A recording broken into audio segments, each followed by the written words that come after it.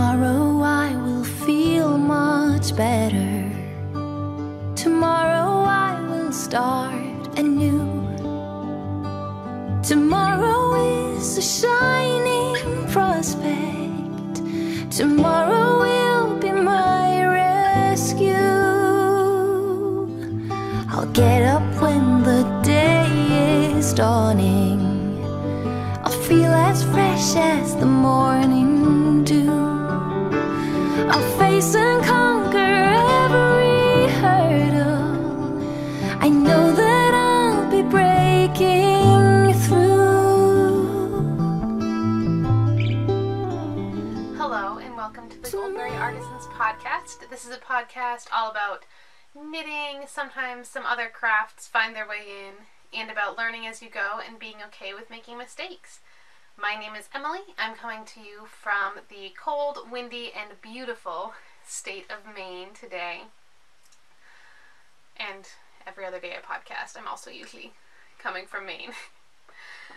So welcome to my little corner of YouTube and the internet. I've had a lot of people coming over from a Lovely Yarn podcast after Amber was so sweet.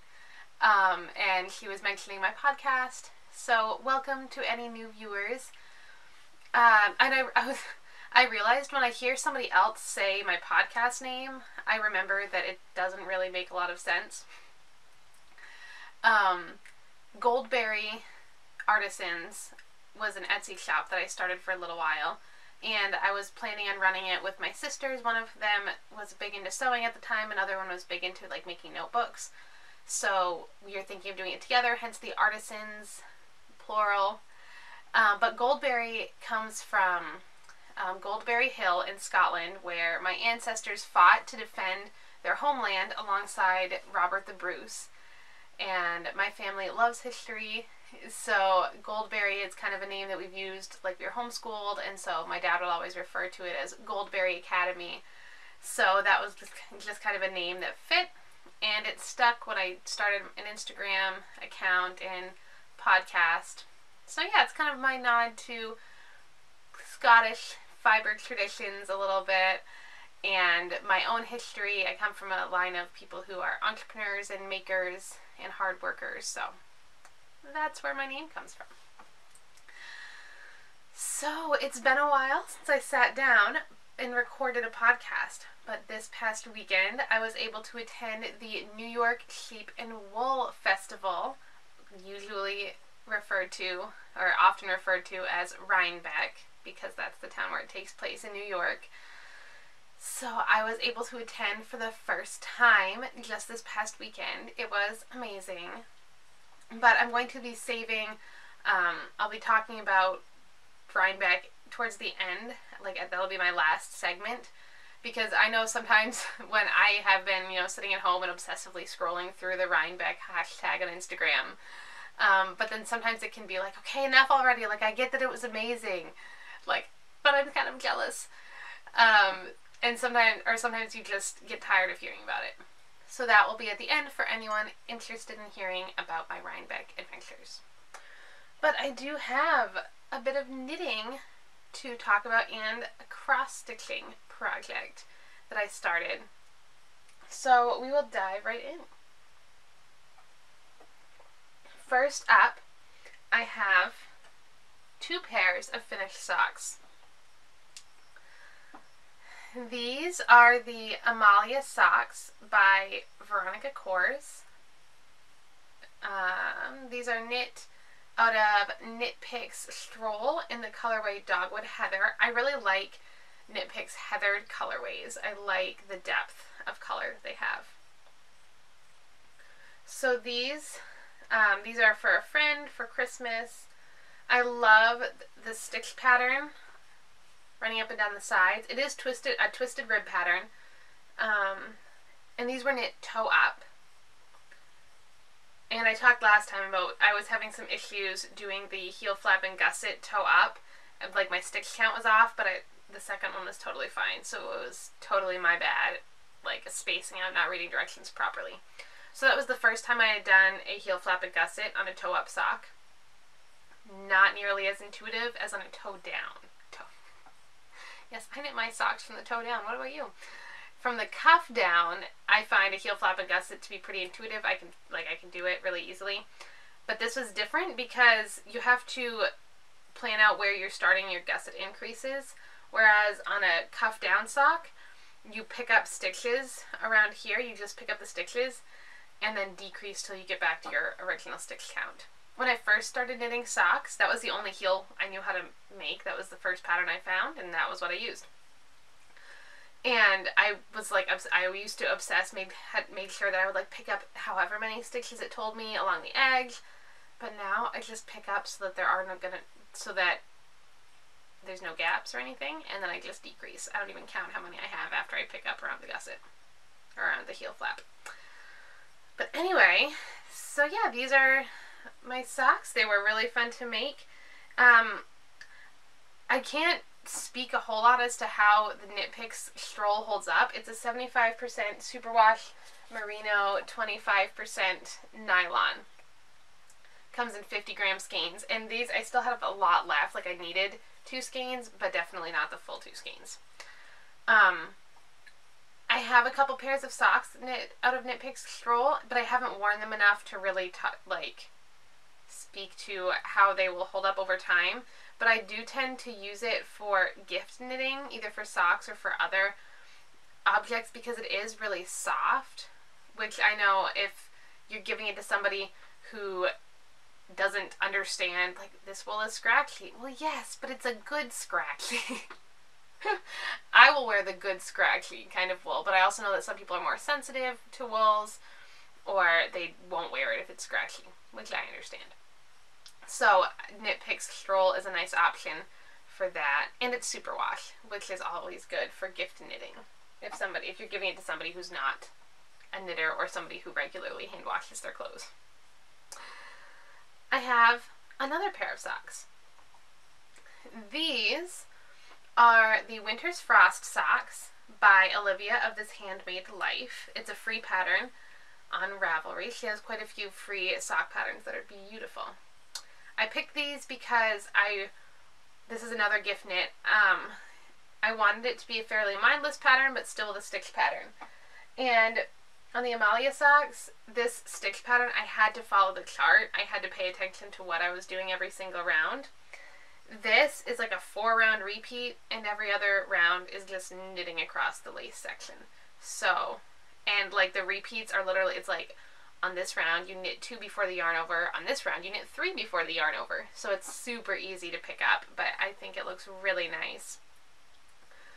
So these are cuff down, has a heel flap and gusset, and Eye of Partridge heel, which is when instead of like on this heel, and you slip the same stitches on every right side, or on every knit round,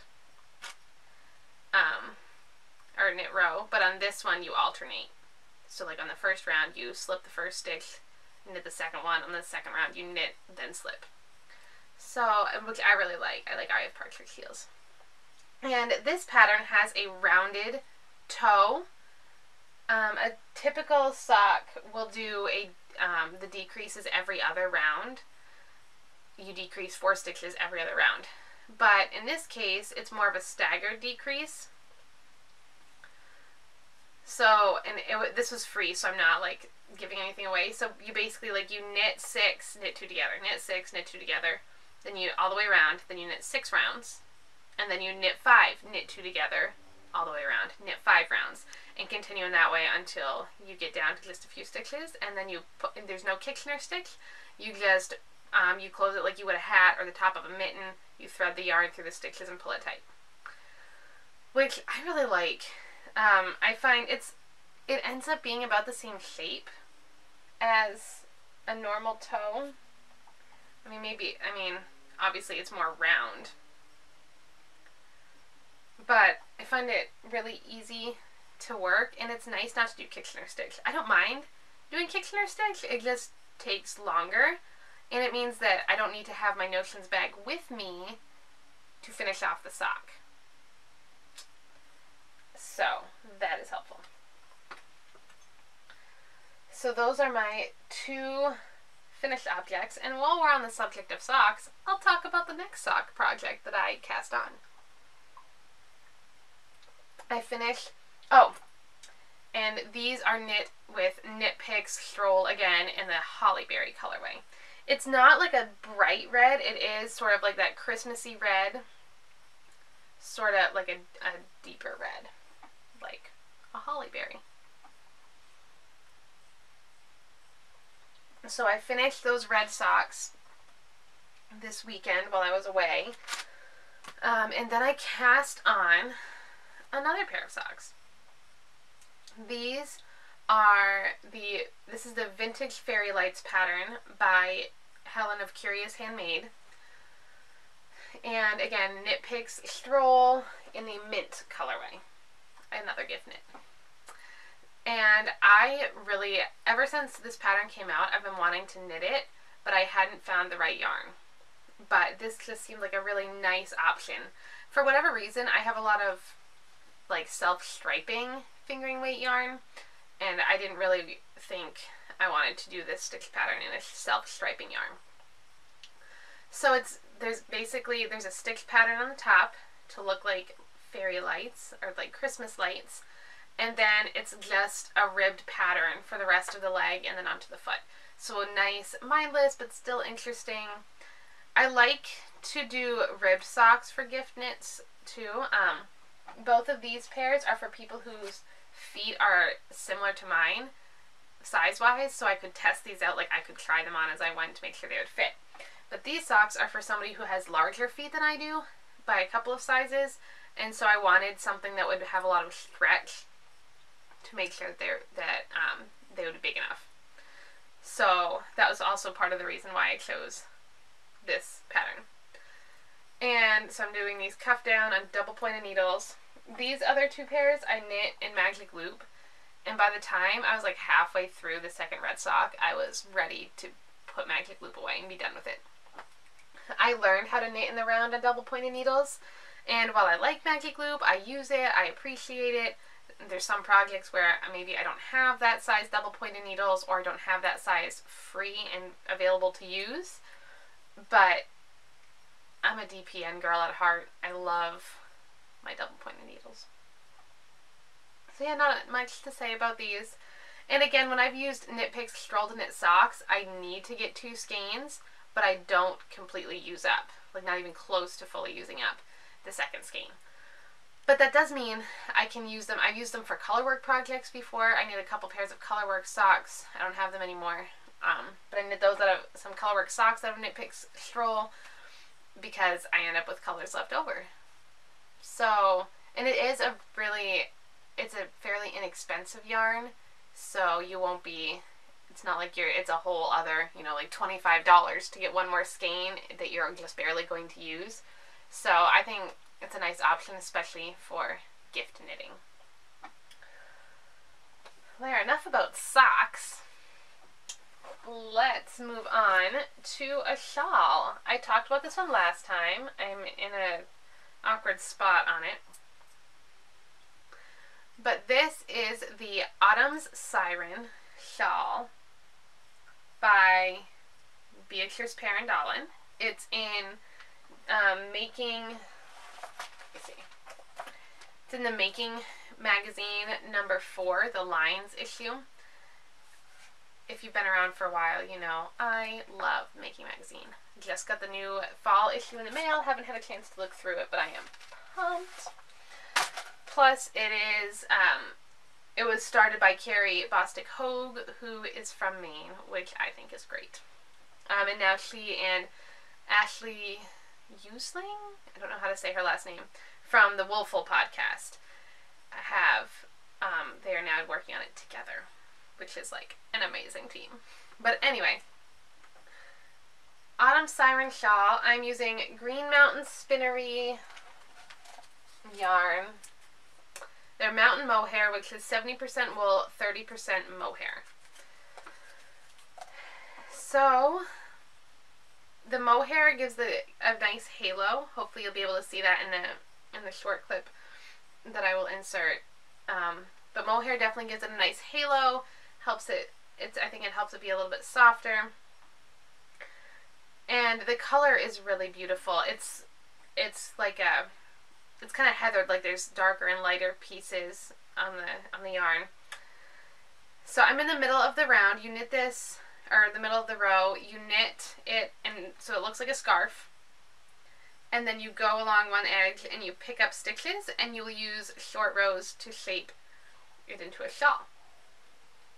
So I don't know, this has just sort of been my, when I'm at home I'll pick this up and work on it, but it's getting a little big now to carry around, and I'm really trying to get those socks done. So this is just kind of, every once in a while I pull it out. I think once I'm done picking up the stitches and everything, get that going, that it'll just fly right along, because I'll be decreasing and working on a, see if I can talk. I'll be working on a smaller amount of stitches as it progresses, which is not normal for shawls, but I think will be kind of nice. And I've used up already like 3 full skeins of the yarn. I have one left, and I have one skein of a darker blue that I'll probably end up using to put like a color block at the end, which is fine. It's all blue. I wear a lot of blue, so that's fine. I have one more project on the needles. Well, one more active project on the needles. This is a sweater. It is Louise by Carrie Bostic Hogue, who I mentioned earlier.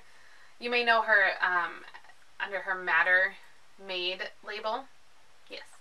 Matter Root is a company that makes project bags, also based in Maine. Carrie Bostic Hogue is Matter Made. I get those confused a lot. But this is a top-down sweater knit out of Aran Weight yarn. So I'm finished the body, and I'm working on the first sleeve. And this yarn that I'm using, I had the label, is Imperial Wool. Let's see, this colorway is Osprey. The dark brown is Osprey, and the blue is Kingfisher Blue. I had heard about this yarn and purchased the brown through a Ravelry D-Stash page. But I think they used to make it in a different quantity. They used to sell it in a different quantity than they currently do, so my mistake, I thought I was getting more yardage than I actually did. I've never made an Aran Weight sweater before, so I didn't know how much yarn a sweater would take. And for some reason, I thought it was a bulky weight. It is not. I tried. You may remember last winter I started working on a tunic in this yarn, and I realized, yeah, no, this is not bulky weight yarn. This is an Aran Weight. So I frogged that tunic. I still want to make it, but this yarn was not right for it. And so this sweater is top down with raglan sleeves, and then you use, the original pattern has you using one color for the ribbing on the body and the sleeves, and a third color for the button bands, but I'm just going to use the same color blue on all those spots. Yeah, I went back and forth. I didn't know what I wanted to do for this other color, because in the pattern, this is a light gray, and then it has progressively darker grays for the ribbing and for the button band. But I didn't really know if I wanted to go lighter. For whatever reason, I just didn't really want to go over like a light tan yarn here. So I just decided to play it safe and go with a blue. Thought that would be a fun pop of color. So yeah, so it's a large amount of ribbing. Trying to remember, I was going to talk about the bind off that I used, and then I forgot what bind off it was. Not Jenny's surprisingly stretchy bind off. I think it was the knit 2 together bind off, where you knit 2 stitches, knit them together, and then put the stitch. No, you knit 2 stitches, knit them together, like kind of through the back loop, knit another stitch, knit those 2 together, and on and on. It makes it nice and stretchy, because that's a problem with ribbing, is that a normal bind off can be too tight. So I used a knit two together bind off, and that's nice. The ribbing's not being constricted. But it's not flaring out too much. I'll use Jenny's surprisingly stretchy bind off on socks. That's what I used for these ones. Because if it flares out a little bit, which on these isn't too bad, but sometimes it can really flare. But on a sock, when you wear it, it's going to be getting stretched out, so you can't tell. But on a sweater, I don't really want the bottom, like, ½ inch of my sweater flaring out. Not really the look I'm going for. So, I did a knit two together bind off there. I don't remember what size I'm knitting. Doesn't really matter. One of the sizes. I think it was like the biggest size I could make with the amount of yarn that I had. And I figured a top-down sweater. I hunted around for a good pattern for this yarn for a while, but I figured a top-down sweater would be good because then it's easier if I need to like go back and rip out the sleeves and shorten them or whatever. I can do that, but it was a good. It gave me a better idea of how much yarn I would need for the body. So then if I needed to shorten the body, I could do that. And that's the advantage of having a different color down here, is that that's several inches of knitting, and it will be the same thing on the sleeves and on the button band. So several inches of knitting that I don't need to use the dark brown yarn for. Yes, I think that's all. This yarn, I really like working with it. I don't typically work with Aran weight a lot. Worsted weight is usually about the heaviest I'll go, unless it's like, I always end up like in the middle of December cranking out some bulky weight hats and cowls for gifts. But besides that, worsted weight is usually the highest, like the thickest yarn I'll go. But it's nice. It works up quickly. And I toyed with the idea of trying to get this done with Rhinebeck, but then the last 3 weeks of school were insane. So I didn't want to put that pressure on myself. So, still chugging along. But I mean, Aran weight in size 10. If I can get some dedicated time to work on this, it'll be like practically done. And on the far other end of the spectrum, I had cast on a lace weight sweater last month, and I talked about it in my last podcast episode, but I haven't touched it. I would like to, but I've been really wanting to work on the Aran weight sweater and the worsted weight for that shawl. Now that it's getting cooler, I'm kind of wanting to work with heavier weights, so that lace sweater may sit for a while. We'll see. I thought about bringing it to Rhinebeck with me, but I wanted something small and portable, like socks that I just throw in my backpack and go. I have some cross stitching to talk about. I like to drink tea. It's a way of making myself slow down. I have a tendency to talk really fast, so try to slow it down a little. Well, especially since I'm losing the light. I was hoping to record outside today like I usually do, but it was too cold. Once it gets like below 50 degrees, I don't really want to sit outside for that long and just sit. I mean, I have all my woolly wools that I could wear, but that makes it a little harder to maneuver to record a podcast if I've got like a coat and a massive shawl and mittens, you know. Anyway, cross-stitching. I am working on this. This is a Christmas present for my sister. I've been trying to get ahead on Christmas shopping a little bit. I've gotten a few things for people. But I was, you know, on Etsy, and you know how like you look for one thing and then you see something and you're like, oh, I wonder if there's any more things like that, and you just sort of like funnel yourself down this narrow hole. Well, it's just a big black hole looking for stuff on Etsy, really, though. And I stumbled upon a cross-stitching pattern, a Star Wars pattern. My sister loves Star Wars. I have never seen it, but she loves it. So, and she was a music major in college, and this particular pattern has 2 lines from the opening theme, da da da da da da da da da da. Even I recognize the theme. So the music going along the top, and then some cute little figures, different characters along the bottom.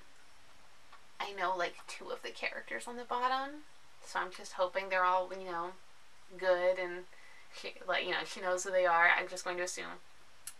So I worked in this a couple evenings this past week using, I have a little TARDIS needle minder, needle holder, whatever it's called. I'll try to find the shop that I bought that from. I got it a while ago, but I'll try to find that and put it in the show notes. So yeah, it's been fun. Sometimes it's fun to have like a different project to work on, you know, especially if I'm like watching something. Well, plus I was working on this while I was watching the new couple of episodes of the new Doctor Who season that just started a couple weeks ago, so this was nice to have to work on it while I was watching that.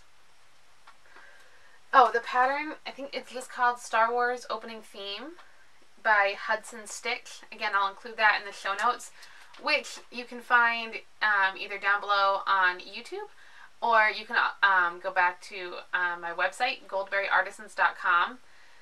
I mean, I know that when I'm watching podcasts, I like show notes in the down bar on YouTube, because then I don't have to navigate out of YouTube to see them. But I like them. Also like to have them on the blog, because then if you are searching for a specific thing that's harder to find, you'd have to like scroll through all my YouTube videos and scroll through all the show notes to find it. But you can just search for keywords on my blog if you're trying to remember something that I talked about and you can't remember what episode it was. That happens to me all the time. So show notes down below and on goldberryartisans.com. But yeah, I'm having fun working on that cross-stitching project. I think that means I have reached the end of my knitting. So I think it's time to move on to acquisitions / Rhinebeck. I know that I don't normally talk much about acquisitions. When I first started podcasting and like watching podcasts and starting one, that was like a segment that a lot of people would include. They would talk about acquisitions. But I found that for me, if I like made that a regular segment, then I felt like I had to buy more yarn or had to buy like special unique yarns to talk about. And I don't have that budget. I'm a college student. I don't really have that kind of money to buy all the hand-dyed yarn sweater quantities as much as I would love to. So I don't really talk much about acquisitions, but I have a couple of things not Rhinebeck related that I really want to talk about, and then some Rhinebeck purchases, because it had to happen. It's Rhinebeck. You just have to. So I'll start, there's going to be some crinkling.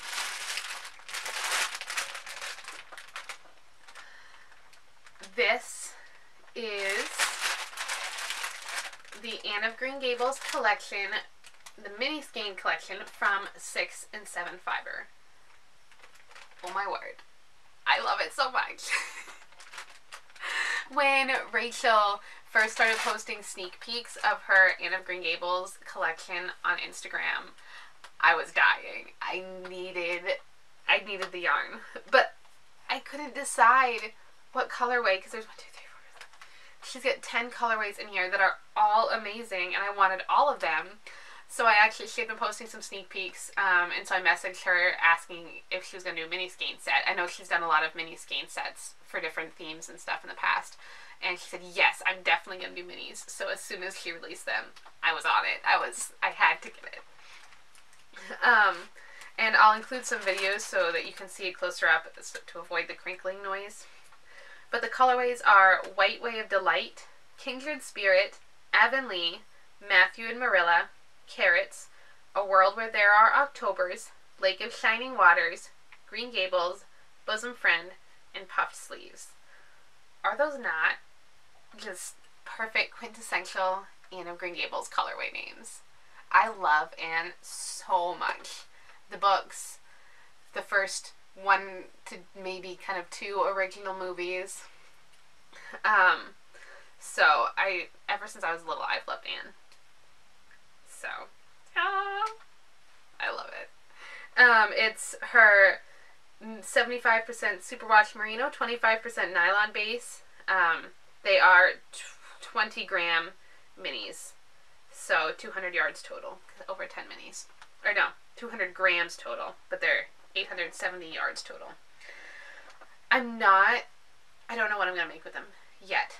There was a designer, blanking on her name, I'll include it, but who came up with a cowl pattern specifically for this, where it's kind of like a square and a different stitch pattern each of the colors. So that's really pretty. I might make that. I haven't decided yet, because I want to like maximize my yardage, but I also have this thing where I don't like to use hand-dyed yarn in socks. It's gorgeous. I love socks that are knit out of hand-dyed yarn, but I want to like wear it somewhere where I can see it all the time, where I can show people, be like, look, these are Anne of Green Gables yarns, you know? So I'll have to hunt around, do some scouting. I've been trying to be better about buying yarn only if I have like a project in mind. But it was Anne of Green Gables. I couldn't not. So, and Rachel was at Rhinebeck. I didn't get a chance to find her and meet her, but yeah. Just all the knitters. And then I have one more purchase that I made. This is like almost a Rhinebeck purchase. I bought these like the day before. But it's the West Yorkshire Spinners Signature 4-ply in their annual Christmas color. I forget what the name is. They don't have the colorway name on here. I'll put it on the screen. And I bought this from the Woolly Thistle, which I love the Woolly Thistle, man. Just all the British and European yarns in the United States that you can buy without paying crazy shipping. And I love West Yorkshire Spinners. Today I'm wearing socks I made out of my first skein of West Yorkshire Spinners. It's just such a nice sturdy sock yarn. It's let me see, 75% wool, 25% nylon, and the wool content, it says 35% of the wool is blue-faced Leicester. And it's reared, sheared, and spun in Britain, which is so cool.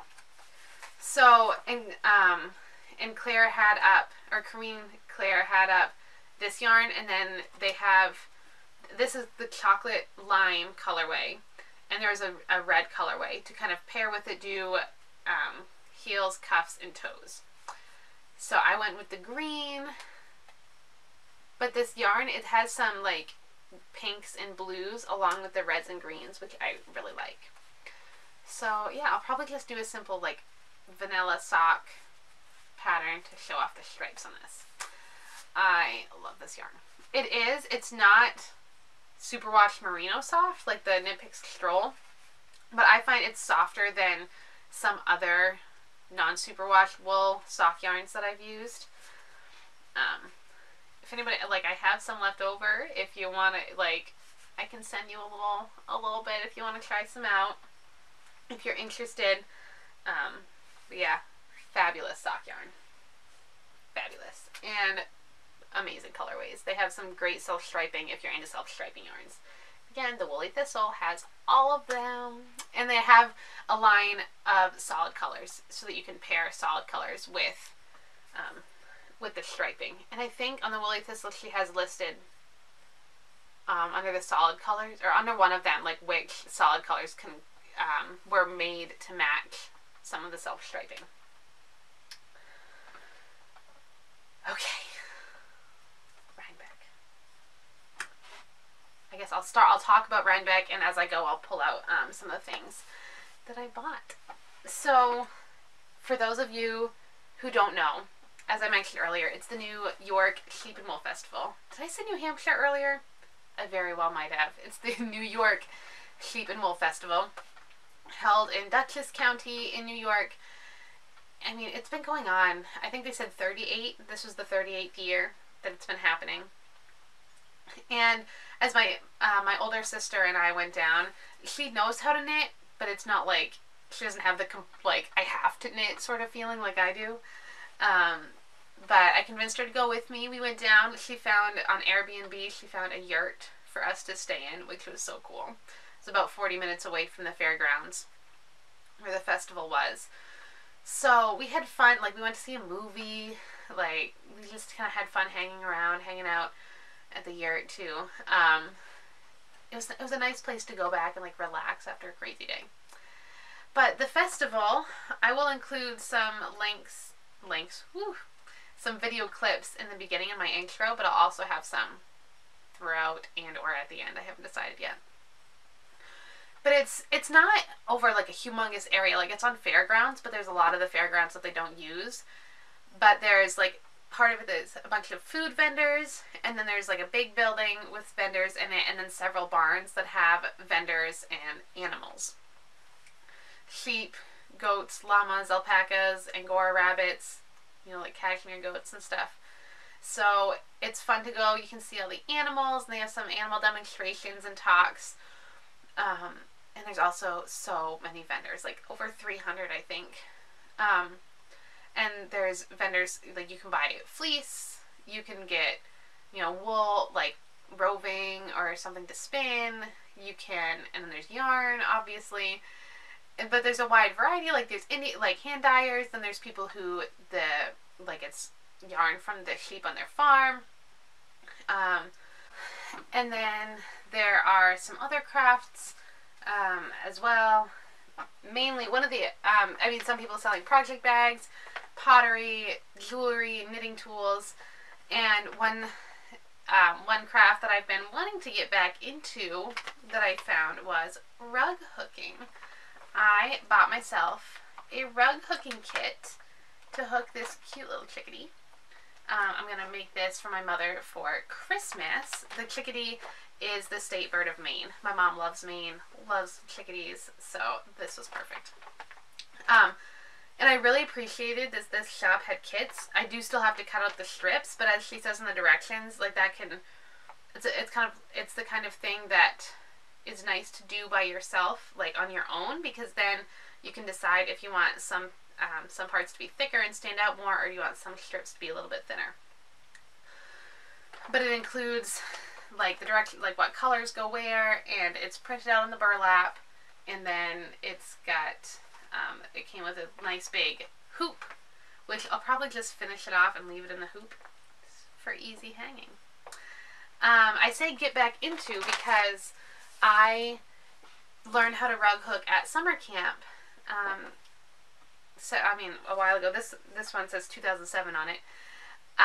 There was a woman on staff who loved rug hooking. Like she was really into like primitive decorations, that sort of thing, and antiquing. Basically, it's like my life goals. I want to be her. But she would teach rug hooking. You sign up for an activity for the whole week, and I did it 3 or 4 years in a row maybe. And some years for that week of camp I was the only one in the class, but she still taught it anyway. So yeah, back in like 2007 or so, this was one of the projects one year. Cute little watermelon with some raffia. Finished it off on the back. And then I think I finished this one. This must have been a couple years into my doing it. I already knew how to do it. So then I had some time and I made this. Just kind of made it up. I really like this burgundy color and I just kind of went with it. I mean, I've never finished this off. Like the burlap is taped so it won't fray. But yeah, so I've knit a couple of things, and it's one of those things I've wanted to get back into, but the hurdle of like getting the supplies, I didn't really know where to go to get rug hooking supplies. I've looked online, but it's a little harder to find rug hooking supplies than like yarn, just because it's not as popular. But that's why, and so I have the hook. I could have bought a hook at the same festival booth where I bought the kit. They had hooks available for sale separately, but I already had one. The woman had given me the hook after one of the years of taking a class. So I was really glad to find a kit. There was other stands that had gorgeous wool. You could just buy like lengths of felted wool to cut up into strips, but I really liked that this had all the colors I needed. I already had a design. I didn't need to come up with a design or find one. I don't know where you would find a design. I don't really know. So yeah, I'm really excited to work on this. The struggle is that I can't work on it when she's around. But I'm looking forward to working on this. So yeah, so there was some rug hooking booths. It was cool to see a different craft represented. Yes, and honestly, my favorite part, I loved seeing the vendors and seeing the animals, but my favorite part was meeting people, or like, knitting celebrity spotting a little bit. As I mentioned last time when I said that I was going, I get to meet Sarah from the Dabbling Shepherdess. She was really the one who encouraged me to go to Rhinebeck because she was coming all the way from Utah. She and her husband were coming out to New England, going to do a trip, like spend some time in different areas in New England before Rhinebeck. So I had to go. I had to meet Sarah. So it was so fun. We walked around, got to pet the sheep together, look at some of the vendors. So it was really nice to meet her and her husband. And it's weird because it's like, I know some of these people from online. Maybe I watch their podcasts, or I know them from Instagram, but it's cool to get to meet them and like actually have a face-to-face conversation. And one thing that I kind of came home with is that I want to be better at creating connections with people online beyond liking and commenting on Instagram pictures. Kind of try to actually create real friendships with these people.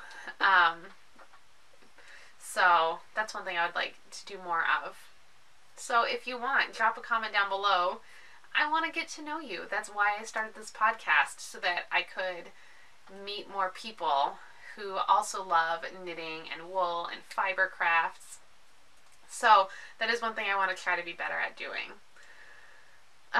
There's a podcaster meetup that usually happens on Saturday. There's a Ravelry meetup. I didn't go to that one. But there's a podcaster meetup that happens at 1 o'clock. And I kind of stood awkwardly around the fringes at first. Like, my sister, like, she knows I have a knitting podcast, and that's, like, that's all her knowledge of knitting podcasts. So she was off doing other stuff. And so I was just kind of, like, standing awkwardly along the fence, like, oh, I recognize that person, But it reminded me how many knitting podcasts there are, because I'm subscribed to quite a few, and there was a ton of people I didn't recognize. So the knitting podcast community is huge. But I got to meet, first I went up and talked to Gabby from Once Upon a Corgi, because I wore my Alyeska on Saturday, and I used her yarn in this sweater, so I wanted to go up and I talked to her and I showed her. I got a picture with her because she also had knit an Alyeska to wear to Rhinebeck.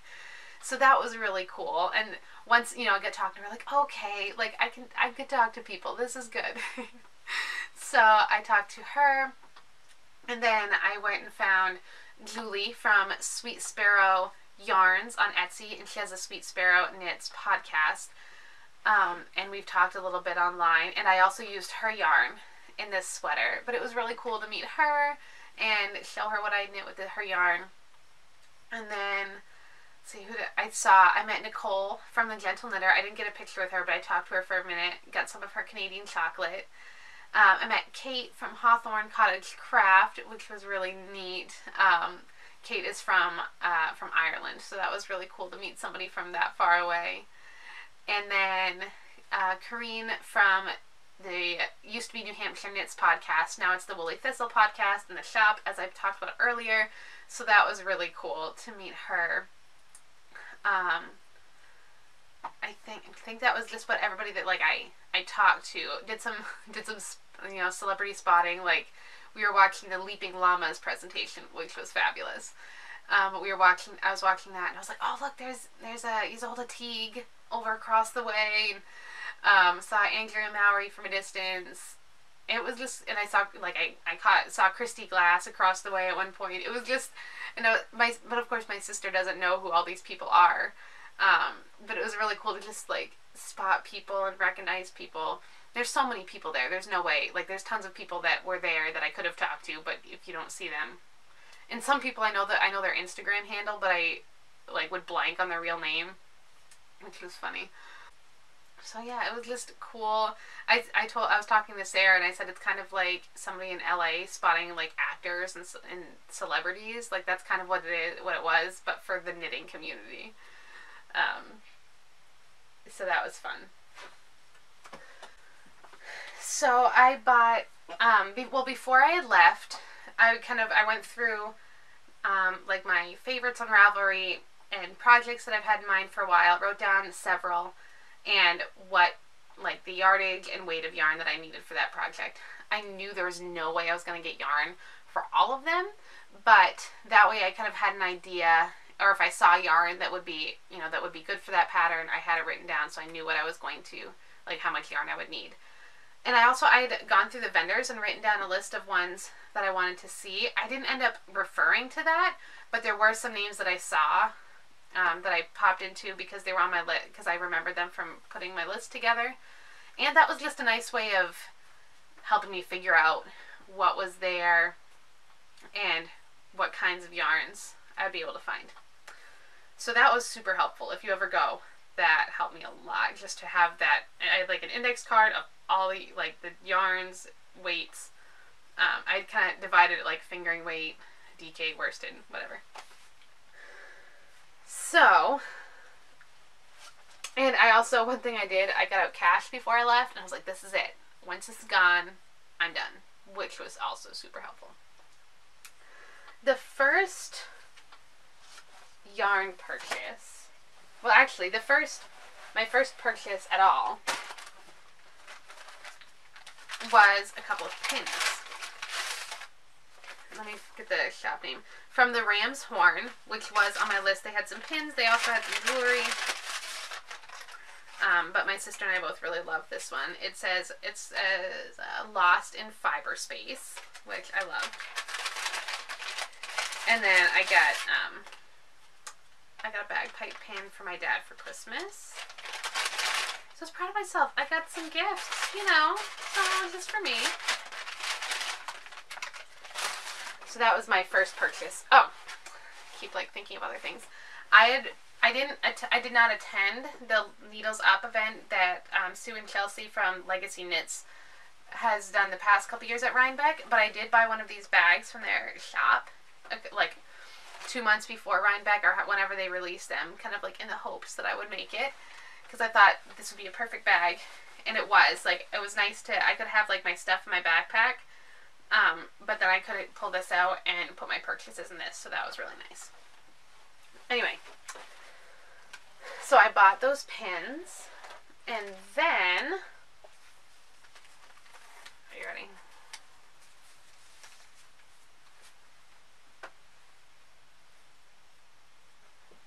I bought myself some yarn babies. I called them yarn babies and my mom started laughing at me. It's like, no, like, it's not just me. People call it that when you have this much yarn.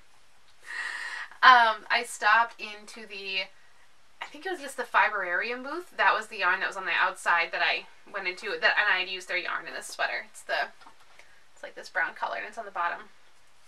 And they also had this yarn, which is from Spinaway Farm. It was on sale. 50% off. I couldn't resist.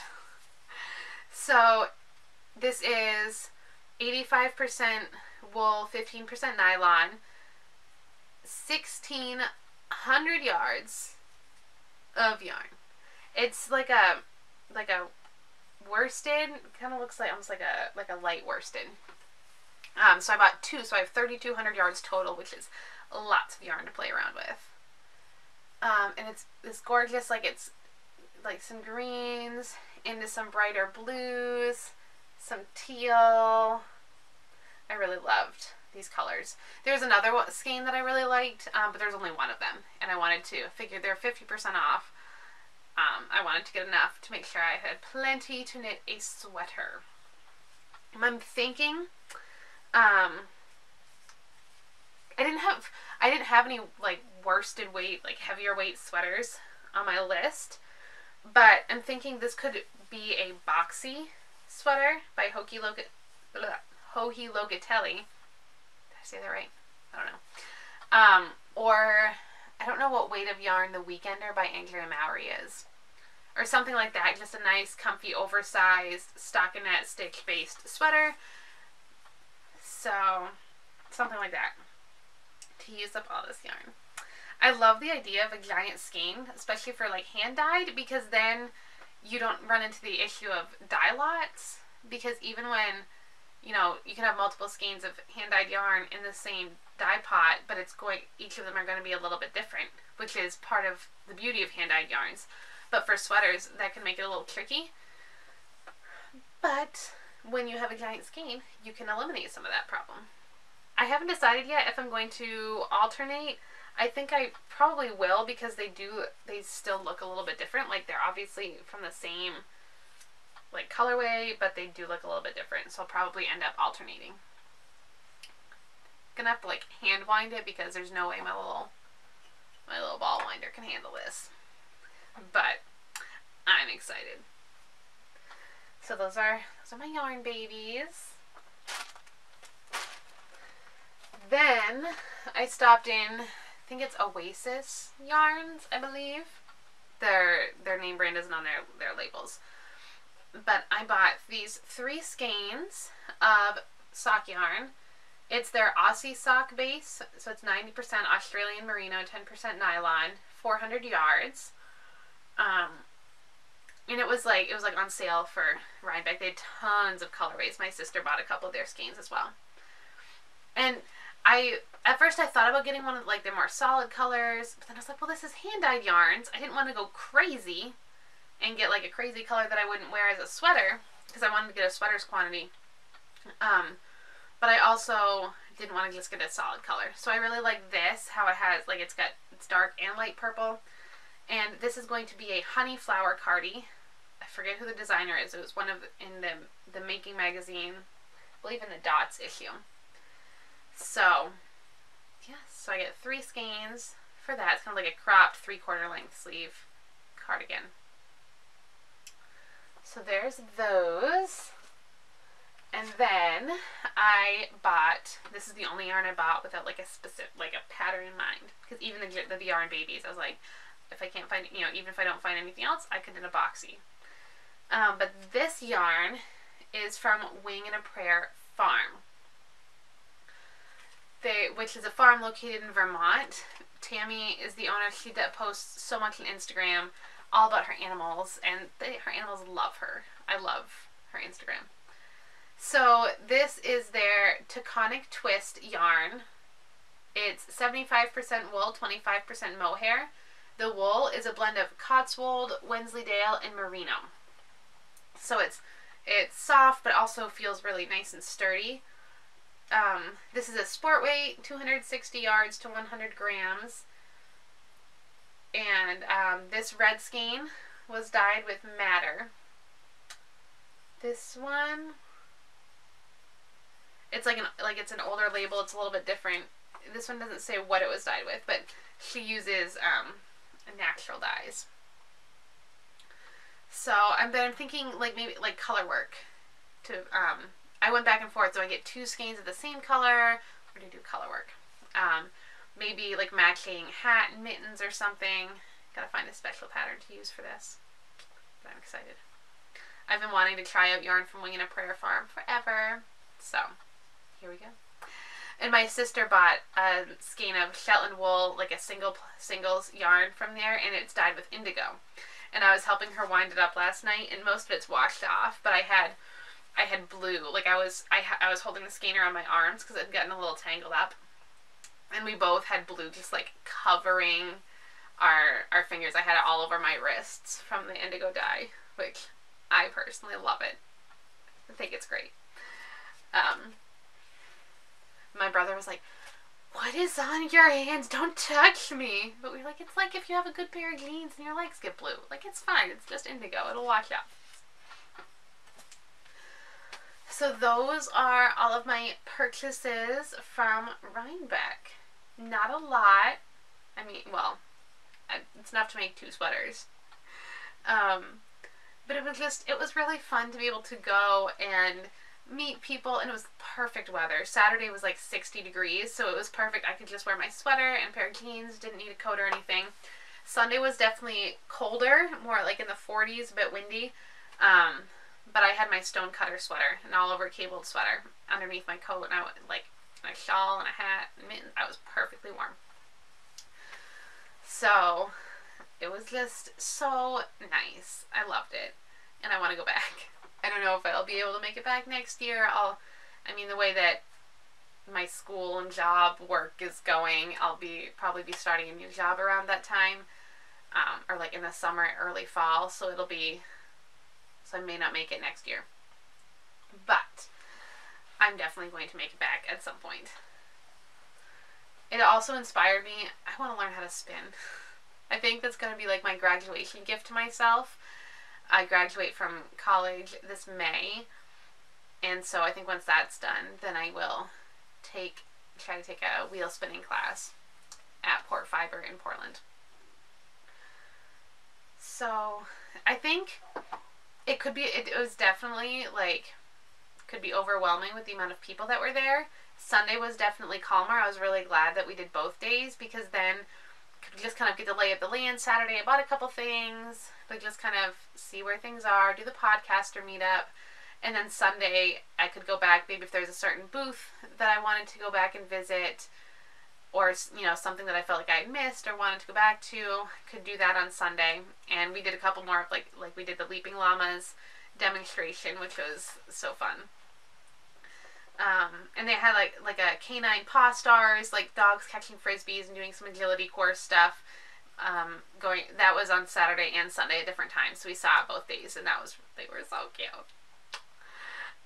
So it was really nice to have Sunday to kind of go in, have it a little calmer, a little quieter, could go in a little bit later.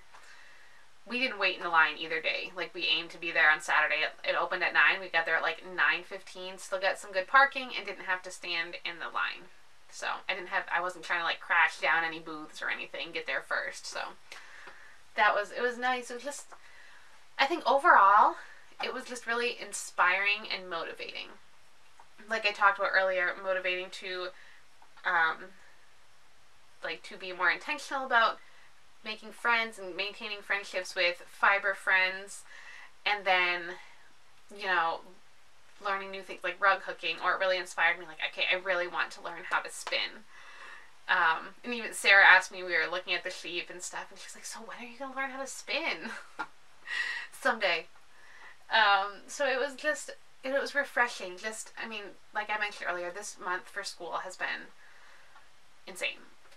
So it was like the perfect timing. Like, I did an exam earlier in the week, turned in a paper the day before we left, and then I could relax, just soak it all in, being around people who love knitting and yarn and wool and fiber and sheep and all those things, and seeing all their different, like seeing the sweaters and the beautiful hand knits that people were wearing.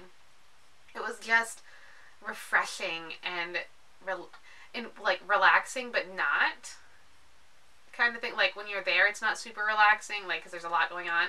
But then to go back in the evenings and like just calm down to knit, think about it, process it. So it was a wonderful experience. If you ever get to go, I encourage you to try. I didn't think I was going to make it, and I did. Next on my list now, I gotta make it to the Maryland Sheep and Wool Festival. Definitely won't happen this next year, because that's like graduation weekend, but maybe another year. Maybe if I don't get to go to Rhinebeck next year, I can do Maryland in 2020. We'll see. But it was just, I don't want to just keep rambling on about it. So I'll include lots of clips so you can try to see a little bit more of what it was like, if you would like. Probably shouldn't use the word like in sentences that many times.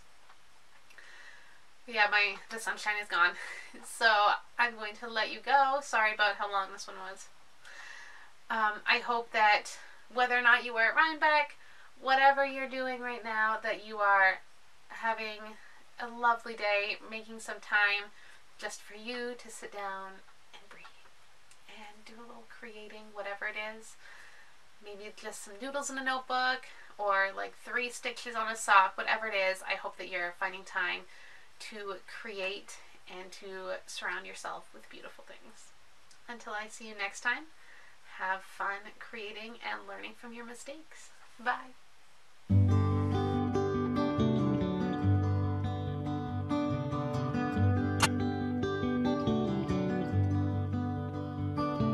Tomorrow I will feel much better.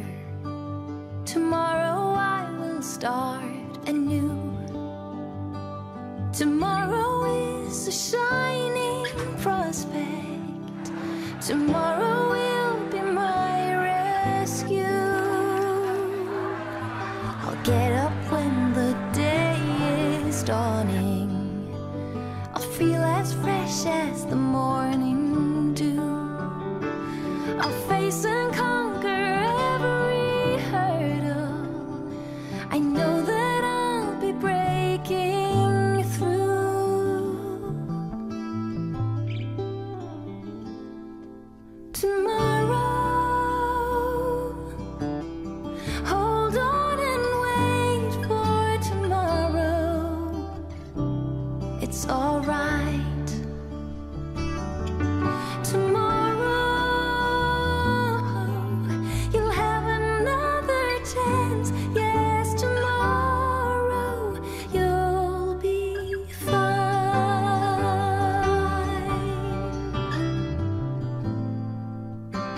Today's a strange, distorting mirror. Today's a lover that won't propose. Today's a speech with bad conclusions. Today's a dry and wilted rose. Today's a puzzle with missing pieces. Today's a poem without words. Today I'm trapped inside a canyon. I can't see no sun, can't hear no birds. Tomorrow, hold on and wait for tomorrow. It's alright. Tomorrow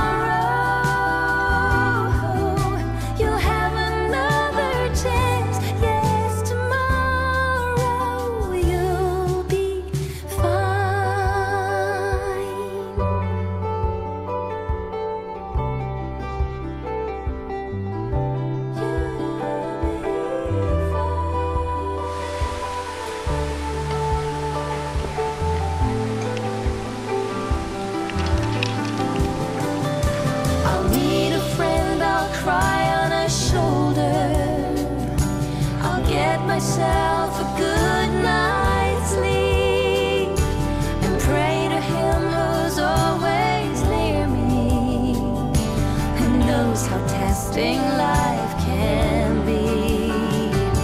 I'll have a walk beneath the treetops, enjoying the gifts we get to share, remembering that fights and struggles stronger and more prepared for tomorrow.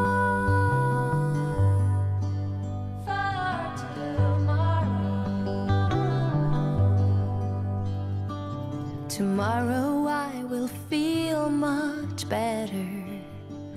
Tomorrow brings a clearer view. Tomorrow is a shining prospect. Tomorrow will be mine.